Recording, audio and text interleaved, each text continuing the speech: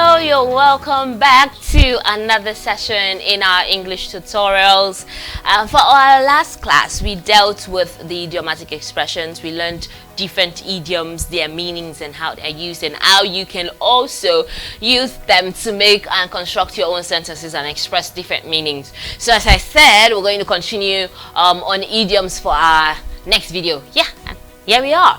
So for the first example we have bend over backwards. It means trying to please someone or accommodate someone to an unusual degree. You know, stretching yourself, making yourself uncomfortable just to please someone else. That's what it means. So the example we have is the hotel staff bent over backwards to make the visit of the dignitaries a memorable one. Okay, so they went the extra mile, walked extra hours, they, stretched themselves to make sure that the dignitaries were comfortable. But in the literal sense of it, bend over backwards, like try to bend over backwards. It's really difficult and hard, except you're into gymnastics or something. So it's stretching yourself, making yourself uncomfortable to make others happy. The next we have is a chip off the old block. A chip off the old block. It means if you're a chip of the old block, you are similar in some distinct way to your father or your mother. You're similar in some distinct way to your father or your mother. In Nigeria, people say, now your papa born you, now your mama born you, whenever you do some particular things that look like your father or your mother. So in English language, you would just say, wow, that kid is just a chip of the old block. So the example we have is as stingy as his mother, a real chip of the old block. He's as stingy as his mother, a real chip of the old block. Simple. Blow your own trumpet. It means if you blow your own trumpet, you tell people how good or successful you are, especially in a negative way. People use it in a more negative context than in a positive way. So the example we have, that doctor can be so off-putting. He's always blowing his trumpet, mentioning his awards and positions in various organizations and association. Okay, so blowing your own trumpet means that you're talking a lot about your own achievements, trying to rub people down and make them know that, oh, they are not in your level. That's what it means to blow your own trumpet. The next one is once in a blue moon. It means if something happens once in a blue moon, it means it happens rarely, not so often, once in a while. Okay, many startups turn in profit once in a blue moon. Many startups turn in profit once in a blue moon. It means that so many businesses that just start up, they do not turn in profit all the time in the first year or first 2 years. It's just once in a blue moon you see people making profits. That's what it means. It's not often, just once in a while. The next we have is burn your boats or bridges. Burn your boats or bridges. It means to do something that makes it impossible to change your plans or go back to the earlier position or situation. When you do something like you're trying to achieve something, and next thing you destroy the relationships you have with people, with your friends, all because you're trying to target something and you betrayed your friends, things like that, or you spoil plans that you cannot, if you want to reverse to go back, you can't because you ruined everything. So it means to burn your bridges or to burn your boats. To burn your bridge, you cannot go back because you burnt the bridge. You cannot take a ride back because you burnt the boat. The example is, I have burnt my boats with my previous supervisor by criticizing him publicly. I have burnt my boats with my previous supervisor by criticizing him publicly. So it's clear. Once you criticize your boss publicly, there's no way you can go back to ask for a favor, or you ask for a promotion or something else, or you go back there to ask for your job back. It's not possible. So be careful what you do so you don't burn your bridges. The next example we have is break fresh or new ground. It means if you break fresh or new ground, it means you do something that has not been done before. Because we have so many styles, so many phones coming out, they are all breaking fresh or new ground, bringing up new inventions that people have never done before. So example is, our scientists are breaking new ground in robotics and cancer research, bringing out research and solutions that have never been done before. Moving on, in the same breath. This means you say two things in the same breath. It means that you're saying two different contradictory things. Like, you know, in Nigeria they say you have two mouths. That is what it means. In the same breath, you're saying two different contradictory things. The example is, how can the manager praise my colleague and talk about his average performance in the same breath? How is that possible? So you're saying a positive thing about the person, yet you're saying a negative thing about the person at once. At once, in a very short space of time. So that's what it means.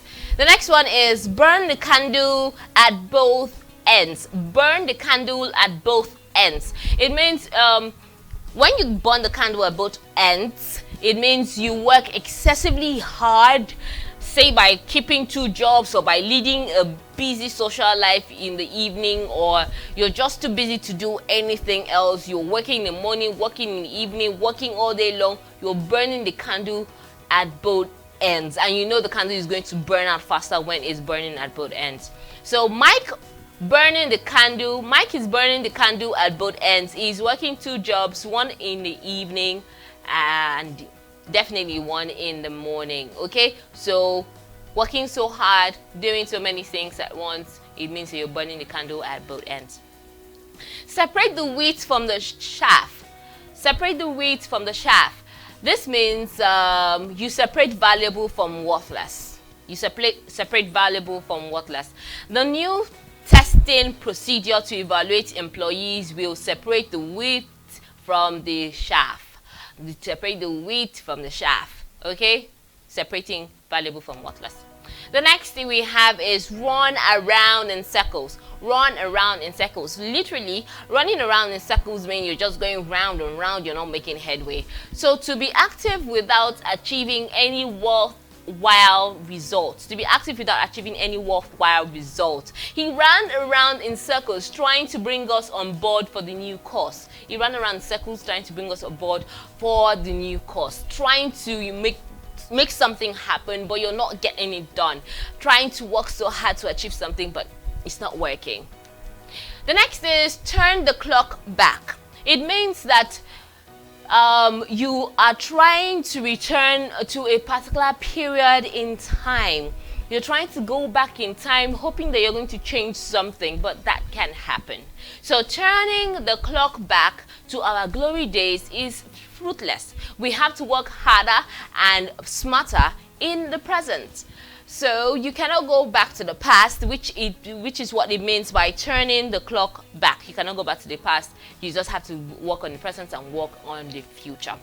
The next we have is against the clock. It means if you're working against the clock, it means that you were working in great hurry. You're working in great hurry. Literally, you're working against the clock.